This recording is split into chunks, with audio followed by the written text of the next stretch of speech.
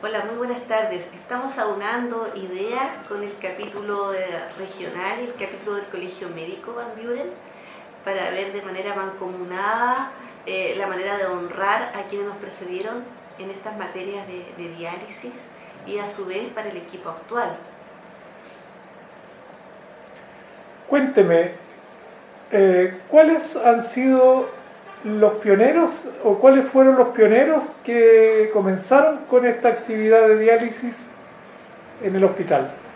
Está descrito hace 62 años atrás, entonces, hacia el 8 de julio, la primera diálisis que fue liderada o impulsada por el doctor Alessandro Rodríguez, quien fue el hermano del presidente de la época y que habría estado entonces motivado por generar nuevas técnicas terapéuticas para pacientes que quedaban a su evolución natural, porque esta diálisis vino a ser la tercera del país y la primera a nivel regional, o en provincias en el fondo. Por eso también tiene un realce particular que se habría hecho en el Hospital de Formes en ese entonces.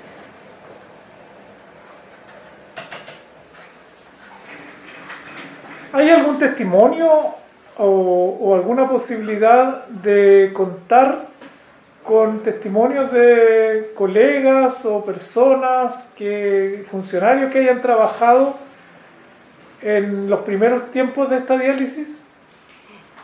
Contamos a la fecha con testimonios en primera persona prácticamente del doctor Hugo Poblete, quien fue pionero junto al doctor José Toro de la nefrología en el Hospital Van Buren.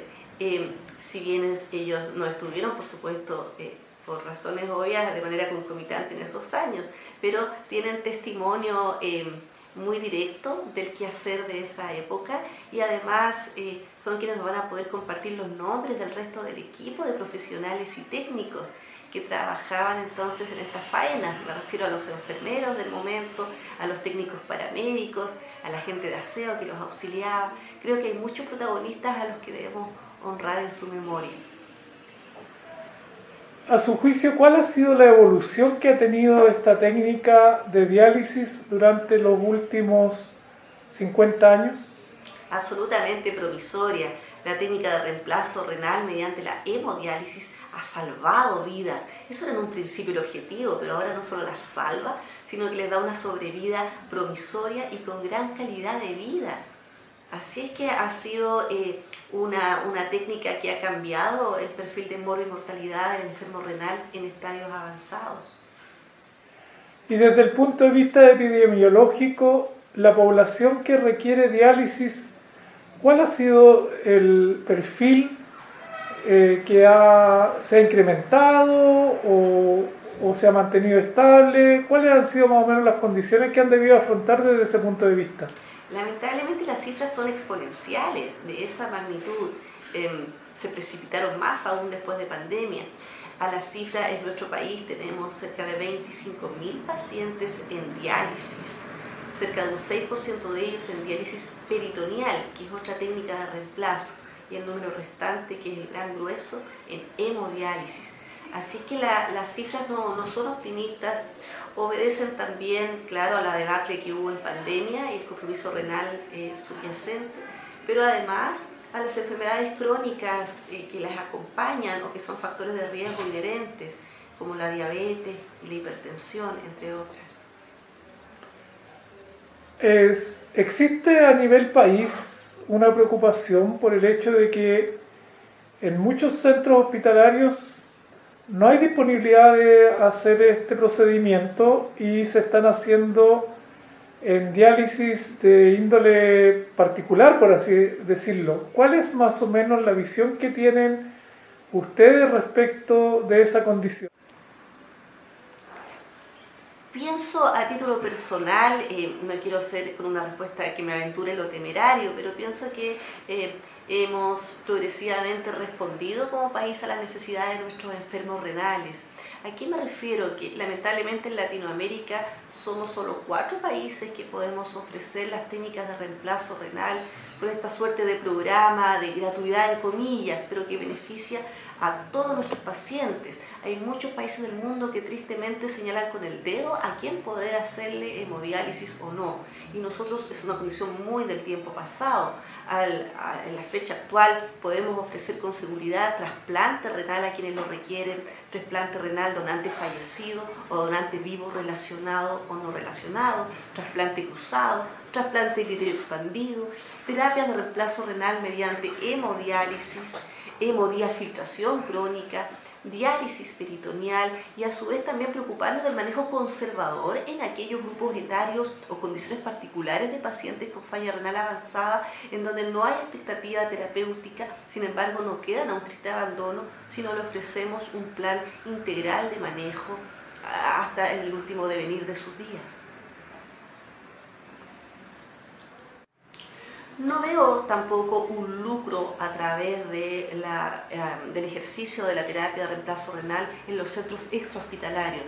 Al revés, hay un modelo muy transparente que está respaldado por FONASA con mucha probidad que permite entonces una libre elección del paciente y a su vez también una distribución ecuánime de los pacientes cuyos centros ya hospitalarios efectivamente no logran concentrar a estos pacientes de perfil crónico, estando los centros hospitalarios destinados fundamentalmente al manejo agudo del paciente. Y luego esta condición crónica sostenida en el tiempo de manejo terapéutico, parece aún coherente respaldarlas con estos centros privados, en comillas, pero que tienen toda su supervisión por FONASA y por instituciones públicas. De hecho, son pacientes que se siguen controlando en los centros públicos, en nuestro caso en la comunidad del Hospital Van Buren. Ahora, desde el punto de vista de las diferentes acciones que se pueden tomar en salud respecto de la enfermedad renal, entendemos que la diálisis es prácticamente una última etapa antes del trasplante renal, pero ¿qué hay del enfoque más preventivo para evitar esta tremenda cantidad de pacientes que están entrando en este sendero de la diálisis y posterior trasplante renal? Bien, como Sociedad Chilena de Nefrología, como cuerpo clínico y con los otros estamentos con los que abordamos al paciente renal, procuramos abordarlo tempranamente. Es decir, si bien en los centros de resolución terciaria se ven los estadios 4 y 5 de enfermedad renal, es decir, los que están a puertas de diálisis, se abordan precozmente con estrategias mancomunadas entre la atención terciaria y la atención primaria por parte de los médicos generales o de los internistas ya en estadio 3. Es decir, existe un organigrama bien organizado con respecto al abordaje del paciente. Hay otras estrategias que permiten que la visión del nefrólogo llegue más temprano aún al médico general. Y esa es una deuda que cada institución también o que cada nefrólogo tiene la responsabilidad de saldar en el entendido de mantener estrecha relación con la atención primaria. Ya no se concibe entonces a este subespecialista como inserto solo en el hospital para resolver el último estadio de la enfermedad renal, cuando ya es inexorable la llegada a diálisis, sino más tempranamente. Por eso se espera un lenguaje común con el médico de atención primaria.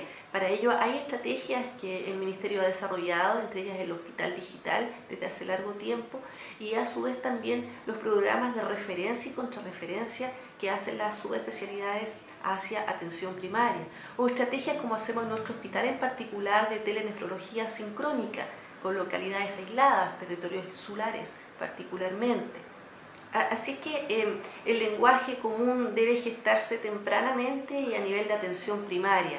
Hay un trabajo de red en salud renal que aceptó el Ministerio y que está también respaldado, que es un modelo emulado de un hospital de provincia en la 8ª región y que se ha replicado o pretende hacerse en el resto del país.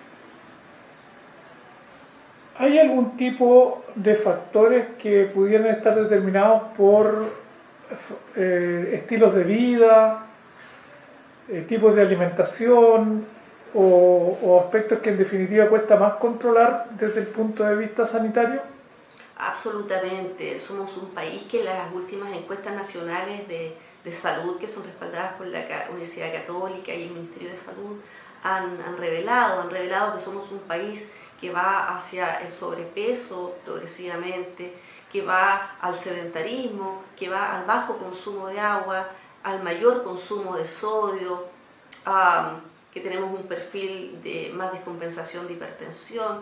Es decir, hay rasgos que son factores de riesgo modificables sobre los cuales podríamos actuar tempranamente, pero abordando al paciente desde un enfoque multidisciplinario, que permitiera entonces cambios conductuales de vida, que igual son desafíos mayores, pero a los que no nos podemos negar. Al revés, debemos estar abiertos y esperanzados a que puedan satisfacerse.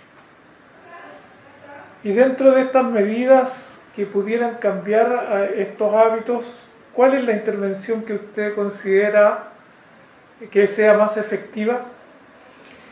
Sí, eso está tabulado. Sabemos, por ejemplo, que con el descenso de sodio en la dieta, sabemos cuántos milímetros de mercurio podemos bajar la presión arterial.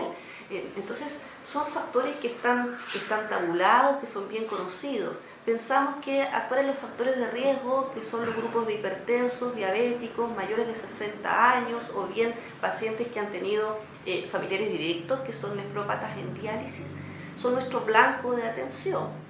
Y en ello las otras medidas concomitantes son la acción sobre el cambio del sedentarismo, que es el consumo de sodio, el abandono del tabaquismo, y que son tareas, como le digo, mancomunadas con otros grupos clínicos también, y que van de la mano de intervenciones más precoces y de conversaciones entre varios personajes pertinentes de las autoridades, no solo de salud. Aquí se involucra el eje de la educación, ¿cierto?, desde la infancia más temprana. Son ellos, los niños, quienes replican precozmente en casa lo que se les señala. Hay una instancia que la Sociedad Chilena de Nefrología promueve y se hace en el resto del mundo, el Día Mundial del Riñón, en donde acá en Chile nos tomamos una semana donde peregrinamos los nefrólogos en distintos ámbitos de la comunidad y de la sociedad. En el caso de Valparaíso nos vamos a la feria de frutas y verduras, ¿cierto? O nos vamos a tomar la presión a otros lugares, vamos a las escuelas y colegios para abordar a los niños desde las etapas más tempranas. Sí, yo veo con optimismo que aún las intervenciones en comunidad precoces pueden ser efectivas, pero además sumando a otros actores, más allá del nefrólogo, sin duda. Ahora, desde el punto de vista que podríamos considerar gubernamental, ¿existe la posibilidad de establecer regulaciones, por ejemplo, a los alimentos ultraprocesados? O, sin ir más lejos, el hecho de que en Chile durante mucho tiempo la cantidad de sodio que contenía el pan que habitualmente consumimos estaba por sobre los estándares permitidos internacionalmente. Se llegó a decir que un pan podía llegar a tener hasta 2 gramos de sodio cuando 1 gramo era lo más apropiado. ¿Qué posibilidades reales hay de poder incidir en esos aspectos que en definitiva son los que determinan qué es lo que comemos o qué consumimos en este país? Sin duda hay una responsabilidad muy grande en las autoridades y ese ejemplo que usted nos relata del consumo de sodio, del aporte de sodio en el pan, es el mejor ejemplo de que sí se pueden hacer estos cambios. Lo mismo que pasa con los sellos que se ponen en algunas comidas, en términos de que sean cargas glucídicas o de sodio o calóricas. Eso transparenta el interés, ¿cierto?, de nuestras autoridades de poder intervenir con mirada largoplacista, y es absolutamente factible. Se hizo así para la disminución del consumo de sodio, se restringieron los saleros en los restaurantes, ¿cierto? A veces están esas mociones que parecen a veces algo locas en comillas, pero que son absolutamente promisorias. Si no está el salero en la mesa, no se ocupa, o hay que pedirlo de manera extraordinaria. Son pequeñas medidas de subterfugio en donde invitamos a la comunidad a apartarse de estos malos hábitos, o medidas explícitas que se pueden determinar mediante políticas gubernamentales. Es así. Si están las voluntades, es factible. A su vez, las autoridades deben estar abiertas, sin duda, a que quienes tengan la idoneidad técnica se la hagan saber. pero es el lenguaje habitualmente que las sociedades médicas han mantenido con las autoridades de turno. Desde el punto de vista economicista, uno tiende a pensar que los altos niveles de sodio en los alimentos tienen relación con la adicción que podría representar el sodio a un mayor consumo de estos. Entonces, si bien es cierto, el etiquetado de los alimentos ha dado un gran paso que ha sido pionero en muchos países, o sea, desde Chile hacia muchos países, pero no sé hasta qué punto la real intervención debiera ser en lograr establecer límites hacia las cargas de sodio que contengan los alimentos ultraprocesados, por muy en contra que vayan del interés del fabricante de vender más su producto por esa vía. No quiero verlo así como una mirada economicista o ganancial tras ello, quiero verlo de una manera un poquito más cándida, queriendo creer que también estamos llamados al autocuidado, porque nada se dice del cigarrillo y siguen llegando, ¿cierto? Así también, claro, se podría decir de las papas fritas. En general la industria igual va haciendo eco, al parecer, a lo que se pregona. Si nosotros pregonamos hábitos saludables, la gente no se quiere acercar al veneno espontáneamente. Tal vez la responsabilidad sigue estando depositada en los cuerpos clínicos y docentes y paradocentes, en el caso de los niños en las escuelas. Ahí están las grandes responsabilidades, las conversaciones que se hagan en casa, y la invitación también al autocuidado, como insistiría.